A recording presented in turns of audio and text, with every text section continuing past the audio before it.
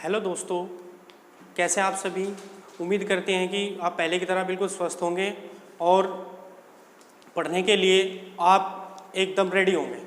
तो चलिए शुरू करते हैं। जैसा कि मैंने आपको पिछली वीडियो में बताया था कि हम भारत का जो इतिहास है उसके बारे में जानकारी प्राप्त कर रहे हैं, यानी भारत का इतिहास कैसा रहा होगा, भारत का जो स्वर्णिम इतिहास है वो कैसा रहा होगा, और उसी चीज़ को हम कंटिन्यू करते हुए आगे बढ़ते हैं। आइए चलिए हम कुछ तथ्यों की तरफ अपना फोकस करते हुए बहुत गहन अध्ययन करते हैं। सबसे पहले जैसा कि मैंने बताया था कि धर्म ग्रंथ, यानी धर्म ग्रंथ हमारे वे धार्मिक ग्रंथ हैं जिनसे हमें अपने भारत के जो धर्म हैं उसके बारे में विशेष जानकारी हासिल होती है, और आज हमें इन्हीं बातों को सुचारू रूप से आगे बढ़ाते हुए फोकस करना है। सबसे पहली बात हम करते हैं धर्म ग्रंथों की। सबसे पहले ग्रंथ का नाम आता है ऋग्वेद, यानी ऋग्वेद वह वेद है जिससे हमें हमारी वैदिक सभ्यता अर्थात हमारे जो ऋषि मुनियों का जो काल है वो कैसा रहा होगा, इस बारे में हमें विशेष रूप से जानकारी प्राप्त होती है। इसके बाद है यजुर्वेद, सामवेद और अथर्ववेद। ये धर्म ग्रंथ वही हैं जिनसे हमें अपने जो प्राचीन संस्कृति है उसको जानने का अवसर प्राप्त होता है। दूसरे स्टेप पे हम आगे बढ़ते हुए ऐतिहासिक ग्रंथों की बात करते हैं। तो हमारे ऐतिहासिक ग्रंथ वो हैं जिनसे हमें अपने इतिहास के बारे में जानकारी प्राप्त करने का अवसर मिलता है। जैसा आप यहाँ लिखा देख रहे हैं, अर्थशास्त्र। अर्थशास्त्र वह पुस्तक है जो कि कौटिल्य, एक इनका नाम है चाणक्य। अर्थशास्त्र कौटिल्य अथवा चाणक्य के द्वारा लिखी गई वह पुस्तक है जिससे चंद्रगुप्त मौर्य कालीन जो राजनीतिक व्यवस्था थी उसके बारे में जानकारी प्राप्त होती है। तो हमें अपने इतिहास के बारे में यहाँ से भी कुछ अवसर मिलता है जानने का। इसके बाद आइए जानते हैं आगे एक अन्य जो ऐतिहासिक ग्रंथ है वो है हमारा राजतरंगिणी। राजतरंगिणी महर्षि कर्ण द्वारा लिखी गई है जिसमें कश्मीर के इतिहास का वर्णन किया गया है, जिसमें कश्मीर के इतिहास का वर्णन किया। ये बहुत इंपॉर्टेंट क्वेश्चन है और यहाँ से किसी भी एग्जाम में, चाहे वो हिंदी का है चाहे आपका हिस्ट्री का है, आसानी से पूछ लेते हैं सवाल यहाँ पे। तीसरा जो आपके सामने ऐतिहासिक ग्रंथ है वो है चचनामा। चचनामा ये बहुत महत्वपूर्ण है। इसमें एक दाहिर नाम के एक शख्स थे जिनके पिता का नाम था चच। यह चचनामा जो लिखी हुई है अली अहमद के द्वारा लिखी गई है।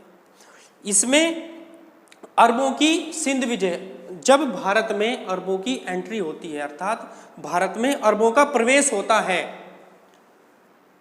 उनमें किस प्रकार की जिजीविषा थी भारतीय प्रदेश को जीतने की, सब कुछ इसी चचनामा में निहित है। इसके बाद पढ़ते हैं अष्टाध्यायी। अष्टाध्यायी वह ऐतिहासिक ग्रंथ है जो भाषा व्याकरण की प्रथम पुस्तक मानी जाती है, जो भाषा व्याकरण की प्रथम पुस्तक मानी जाती है। ये बहुत ही अच्छा और कंपटीशन की दृष्टि से बहुत महत्वपूर्ण क्वेश्चन बन जाता है यहीं पे कि भाषा व्याकरण की प्रथम पुस्तक कौन सी है, या निम्नलिखित में से भाषा व्याकरण की प्रथम पुस्तक कौन सी है। तो उसका जो राइट आंसर होना चाहिए वो है अष्टाध्यायी। तो अष्टाध्यायी के माध्यम से हमें ये पता लगता है कि ये भाषा व्याकरण की अर्थात हमारे जो समाज था उसने जो भाषा को अपनाया वो किस प्रकार से स्टेप बाय स्टेप हमने अपनाया है। अष्टाध्यायी के लेखक हैं पाणिनि।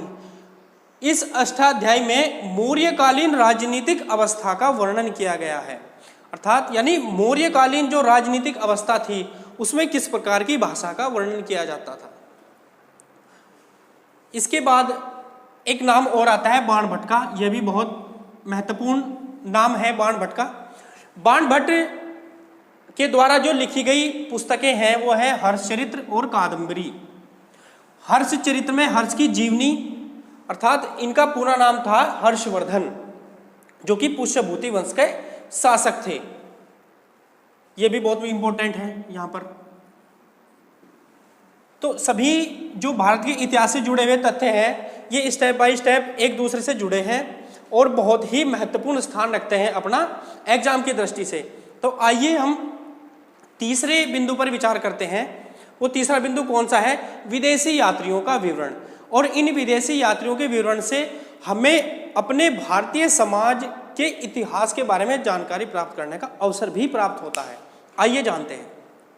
सबसे पहले जो नाम आता है वो है यूनानी यात्रियों का। अर्थात यूनानी यात्रियों ने अपने वृत्तांत में क्या लिखा है? एक नाम आता है मेगास्थनीज का। इन्होंने इंडिका नामक पुस्तक लिखी है। इस इंडिका पुस्तक में यह वर्णित है कि जिस समय मेगास्थनीज यहाँ भारत में आए उस समय के यहाँ पर राजा किस प्रकार से रहते थे, उनका जो शासन प्रणाली थी वो किस प्रकार की थी। इसके बाद नाम आता है टॉलमी का।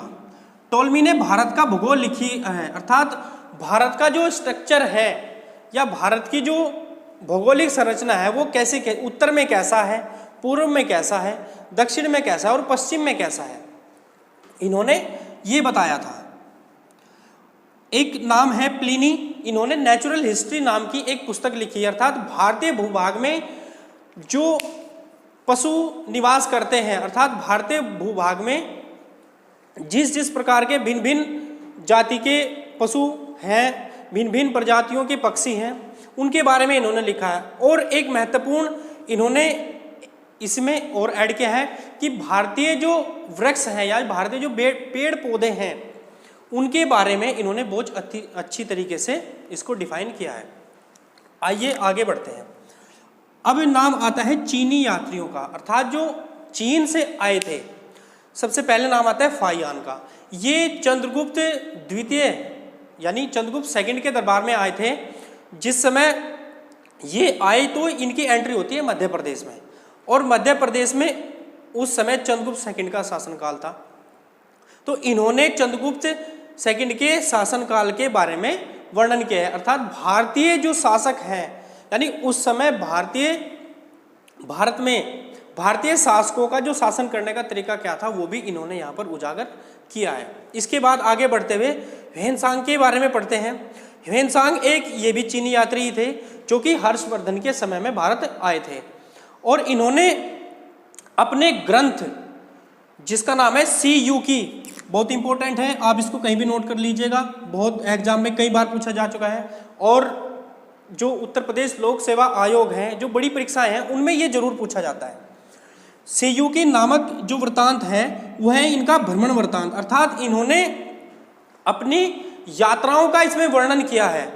अगर टोटल देशों की संख्या पूछ ली जाए एग्जामिनर के द्वारा कि ह्वेनसांग ने सेयू की नामक पुस्तक में अपनी कितनी यात्राओं का वर्णन किया है, तब आप कह सकते हैं कि 138 देशों की जो यात्राओं का वर्णन इस ग्रंथ में या इस भ्रमण वृत्तांत में निहित है।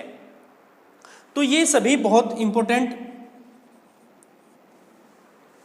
आपके एग्जाम की दृष्टि से क्वेश्चन बन जाते हैं। यानी इन सभी से हमें भारत के इतिहास को जानने का अवसर प्राप्त होता है।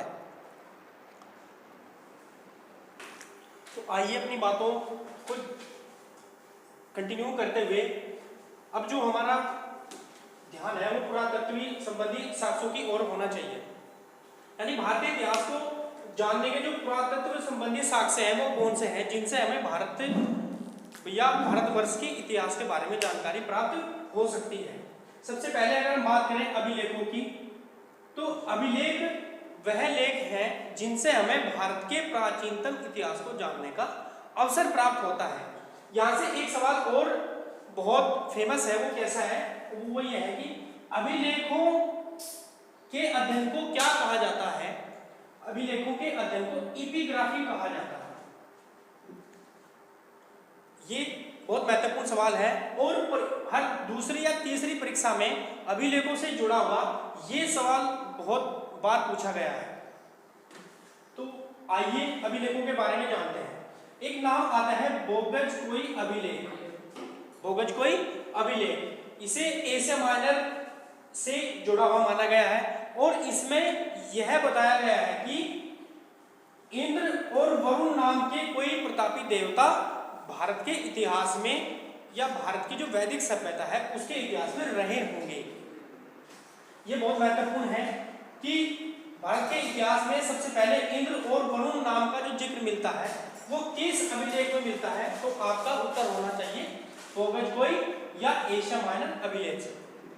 दूसरा जो अभिलेख है वो बहुत महत्वपूर्ण है और वो है भीतरी स्तंभ लेख, जो स्कंदगुप्त शासक के समय में लिखा गया है और इससे हमें भारत पर होने वाले पहले हुणों के आक्रमण की जानकारी प्राप्त होती है कि भारत में हुणों का भी एक आक्रमण हुआ था, तो इससे भी हमें भारत के इतिहास के बारे में जानकारी प्राप्त होती है। तीसरा जो अभिलेख है बहुत महत्वपूर्ण है ऐरण अभिलेख। ये परीक्षाओं में बहुत बार पूछा गया है कि ऐरण अभिलेख किसके या किस शासक के समय में लिखा गया है, तो आपका जो उत्तर होना चाहिए वह है भानुगुप्त। भानुगुप्त के शासनकाल में ये अभिलेख लिखा गया है और इससे हमें यह जानकारी प्राप्त होती है कि सती प्रथा का जो प्रथम साक्ष्य है जो कि लिखित रूप में है कि भारत के इतिहास में कोई स्त्री सती हुई होगी, उसके लिखित साक्ष्य ऐरण अभिलेख से प्राप्त होते हैं।